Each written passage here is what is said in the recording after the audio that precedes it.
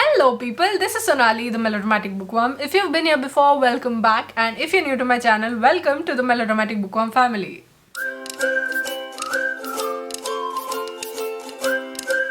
I am here today with a book recommendation video in which I talk about 14 books that have some amazing love stories according to me. It's my opinion. I'm recommending these books to you and I feel like you should definitely go check them out. I know there are more epic love stories out there, but I feel like these books, the way they touched me, the way they clawed at my heart and protected it at the same time, I felt it was everything. I loved these so much, and I am putting these out for you to see, for you to maybe pick one of these or all 14 of these. And is it any coincidence? Like, I just realized that there are 14 books on Valentine's Day, February the 14th. If that is not a coincidence, it's not a coincidence. If that is not destiny, then what else is? So without any further ado, let's get into this video and let me share with you the 14 books, the 14 love stories, the 14 romances that I think that you should definitely check out. The first book that I want to recommend, and I feel like this will always be on top of such kind of lists, okay, and that book is One Day by David Nichols. Emma Morley, the female main character, is one of my favorites ever. I love her strength and I love her determination to not lose herself.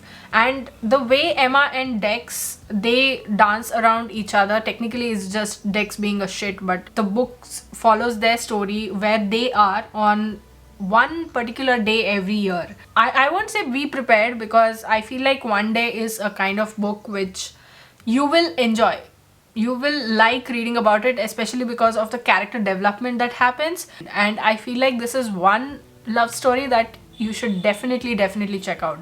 Next up is a Colleen Hoover book. It's called All Your Perfects. You might have heard of it. I might have spoken of it like once or twice or 100 times because it's so good. This book is about Graham and Quinn who get in touch with each other, or who meet each other when they realize that their partners are cheating on them with each other. And then there's this connection that happens, and I really want to say that they have to figure out where they are going, if they will be in a relationship, if they want to be in a relationship and all of that, but they are, and they even get married. But 7 years later, there's something missing in their marriage, it feels like, and now they have to figure out if they want to stay. Where do they make people like Graham? Please tell me. I need to know, because he is so sweet. I love that character so much. And you know, the mere memory of how that book progresses, I feel like I'm going to start crying anytime. So we're just going to stop there. And I'd say please read this book. Read it. Next up is the Happy Ever After playlist by Abby Jimenez, and this is the story of Sloane and Jason. After the death of her fiancé Brandon, Sloane is in a funk. She has not emerged from it in 2 years. But one day a dog comes pelting into her car and she doesn't know whose it is. It's just there out on the road, and now she has to find out who the owner is. The owner is Jason. And this dog connects the two people, and soon enough she realizes that there is more to their connection than what is visible to the eye, and there is a history even if neither of them knows it. And soon enough, Sloane and Jason are hurtling into love, but since Jason is a musician and his career is on the rise, how will that affect their relationship? What are they willing to do to fight for their relationship? Forms the entire story, and I still go back to read parts of this book because of how sweet, how it sends butterflies, you know. There's so much love in this book. There's so much warmth in this book, kindness, and there's sweetness. Graham from the previous story and Jason from this story could be the absolute same person, because both of them are so amazing. Next up is a classic and a tome, and that is Gone with the Wind by Margaret Mitchell. This story is set during the American Civil War, and it talks of survival and about how people can change, how relationships can change, how hopes and dreams can change when war is at your doorstep. And Scarlett O'Hara, I like her character for being the strong woman that she is, but she is so excessively arrogant that sometimes I felt that let's just not read about her, please. But that's the thing, her strength, her grit, her determination, that is what makes her Scarlett O'Hara. And the way Scarlett's definition of love changes from the first few pages, the first few chapters, by the very end, it's a whole new character development altogether. And Red Butler, oh my god, he is so flamboyant, so charming, but he is also one character who you can't really admire for the entire length of the book. It's just an unlikely pairing, these two, but when it happens, you are like, yes, I was rooting for this all along, and I didn't know it.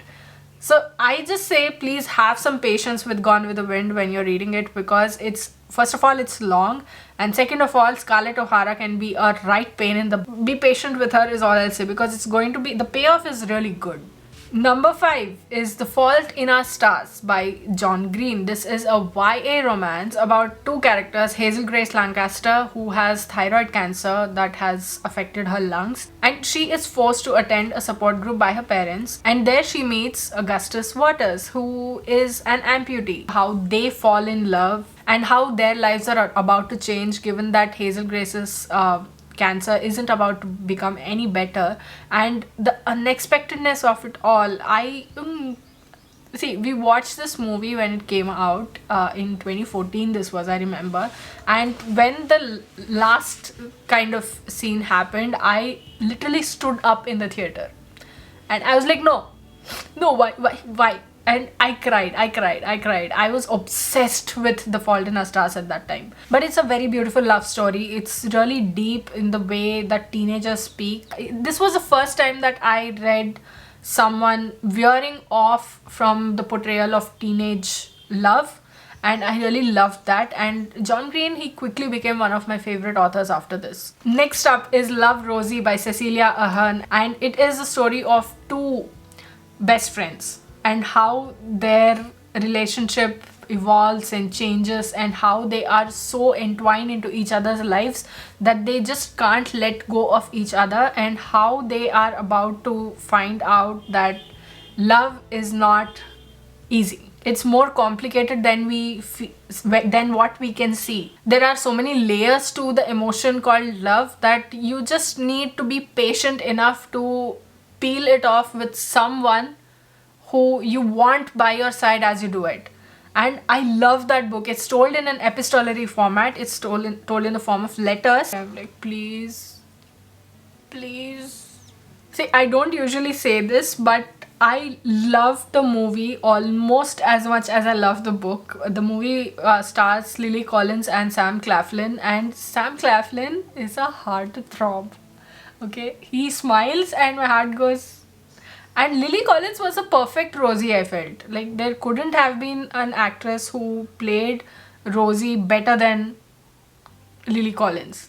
And then we have a classic love story by Eric Segal. You are not prepared for the onslaught of emotions that are coming your way. Jenny and Oliver are two people from different worlds. While Oliver is an heir to a huge empire, Jenny is the daughter of a baker, and they are attracted to each other, and their bond deepens and they fall in love, and the whole love story, romance kind of shtick that is happening over there. For those of you who haven't read this book, I really don't want to spoil it, but it's such a classic tale of love and doing things for the ones you love and never complaining. That story of Jenny and Ollie trying to make things work, trying to live a life together, loving each other, and starting a family, and trying, and the way they stand up for each other, it's so heartening to read. It will be over before you know it, but it will leave you with a lot of thoughts about love, and that's why this book is called Love Story, and that's why it is so beautiful in its shortness, in its entirety.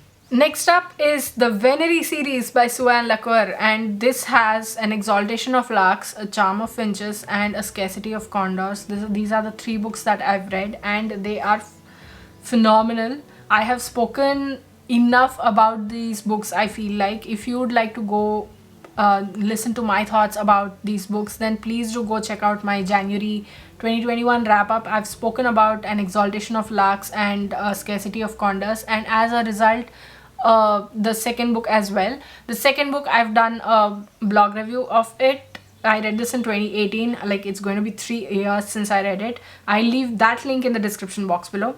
But this is a story. I don't even know where to start with this. Okay, these are love stories. These are stories of family love. These are stories of friendship. There's different kinds of love in this series that you really need to see, and these are not just stories of heterosexual love. This is a series that I will always recommend because of how beautiful Suan Lacour's writing is. She makes the pages bleed into your heart. So I'd suggest please go pick up the Venery series. Next up is The Song of Achilles by Madeline Miller. This is a mythological fiction, but the romance in here between Achilles and Patroclus is... The way Madeline Miller has written this story, this entire book about Achilles and Patroclus looking at each other with longing and loving each other the way they did, and the way that last part, like, I even now, when I remember the way that thing happened, I am dying inside a little. Song of Achilles is brilliant. You're getting so much in this one book. Like, you have mythological fiction. There are so many characters who you know from Greek mythology. If you've read any Greek mythology before, then you'll know that these characters and how they intertwine with Achilles' and Patroclus' story.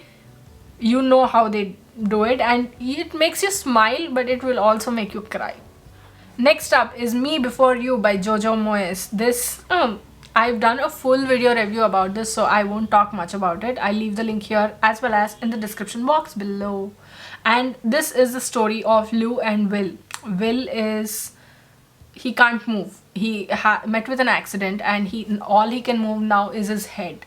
So Lou is hired as a companion to him to help him around and to just be a friend to him. And the way their relationship deepens and they become friends, and then they become closer, the way this whole story unfolds is so beautiful.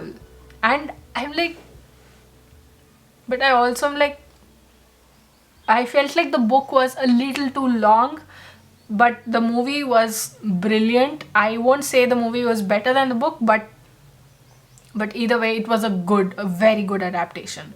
Next up is Atonement by Ian McEwan, and this is the story of Robbie and Cecilia and Bryony. It is the story of how Robbie and Cecilia fall in love, and Bryony, when she sees that Robbie and Cecilia are being intimate, she thinks that Robbie is assaulting Cecilia. When the lights go out and when someone is raping Lola in the grounds, Bryony thinks that it is Robbie, and she gives him up to the police and says that she has seen his face, and that he was the one who raped Lola. And then he is sent to prison, and he serves a number of years for something that he did not do, and Cecilia cuts off all connection with her family for having sent Robbie to jail. And Bryony, over the years, she realizes that it was not Robbie who did it. In what way does she atone for it? Is she able to atone for it? Forms the entire story. I'm not a huge fan of how this whole book was written, the narrative format, but I must say that Cecilia and Robbie's pain, it pushes out at you from the book, and it tells you of a love so strong that you just want them to be reunited. Next up is The Binding by Bridget Collins. This is the story of Emmett Farmer, who is working on his family farm, and he experiences a sort of a mental collapse. He is sent to a bookbinder's to work as an apprentice, but then he finds that his story is coming back. Like, he finds some inconsistencies, and now he's realizing that things are not what they seem to be. And there is in his life more to what it seems, because the guy called Lucien Dane, who's just entered his life, is not just some hot-headed, arrogant prick that he seems to be. There's more to it than that. And how he figures this all out forms the entire story. And the whole time I was like, it takes a bit, this book, to get into, but once you get into it and once you realize what's happening, it's a wonderful book, wonderful story. Like, the concept of, you know, leeching all your memories and binding it into books, making books out of them and putting them away, storing them away. I haven't read a book like that before, and I was really intrigued by it. One of the reasons why I picked this book up was because of this concept, also because of that cover. Just look at that cover, how stunning it is. It's the best cover, hands down the best cover ever. I would highly recommend the binding to you, and would say that please go read it as soon as possible, because it's simply beautiful. Next up is A Very Large Expanse of Sea by Tahira Mafi. This is the story of Shireen, who after 9/11 she has to face these completely stereotyped views of her and her religion, and she is tired of the rudeness, she is tired of the stereotyping, she is tired of society's hypocrisy and all of that. And then she meets Ocean James, who she is very surprised to see that he wants to get to know her. And do they build a relationship? Do they fall in love? And will they be able to get past all of these stereotypes? And everything forms the entire story. And this is a very bad gist, but this book was one that I really loved reading because of how well Tahira Mafi has put through the emotions that the characters go through into words. It is very well written. I really enjoyed reading the romance, the pull, the longing that these two go through, and I also liked reading about the issues that the author has addressed in here, and it's a great one. I would highly recommend this book as well. And the last book on this list is Swimming in the Dark by Tomasz Jadrowski, and this is the story of two people in 1980 Poland who discover each other and they fall in love with each other, but the political scenario during those times makes sure that they are not able to be as open about their love as they can. And Ludwig, who is narrating this whole story, is of the opinion that they should be able to be together no matter what. But Janus, who works with a political party, he thinks that they should lay low because he knows what the government, what the authorities will do to people like them. And this whole battle between their inner selves with silently battling society and silently battling the authorities and each other as well, because they want to be with each other but something is stopping them, and we know what that something is. And I love this book so much. I read this last year and I instantly fell in love with the way that this author Tomasz Jadrowski has combined historical fiction with a love story and romance, and it talks about what is right and what is not right, and talks about self-preservation, and talks about saving the people that you love. And there's so much more to this story than what I am able to tell you. I think this is a debut novel, if I'm not mistaken, and the way the author has put everything in here and made that mixture and thrown it at our face like a wrecking ball and caused tears to stream out. So those were the romance books, the love stories that I had to recommend to you. Which of these have you read? Which ones did you like? Which ones did you not like? Which is your favorite romance story, your favorite love story? Or do you like romance? Do you not like romance? If you do not like romance, then which is your favorite genre? What are you currently reading? Let me know in the comments below. I'd love to hear from you. If you like this video, please like it and share it to spread the word. And if you like my content and would like to see more from me, don't forget to hit subscribe and click on the bell icon beside the subscribe button to get notified as and when I post new videos. Thanks for watching. I'll see you in the next video. Until next time, keep reading, keep watching, and add melodrama to your life.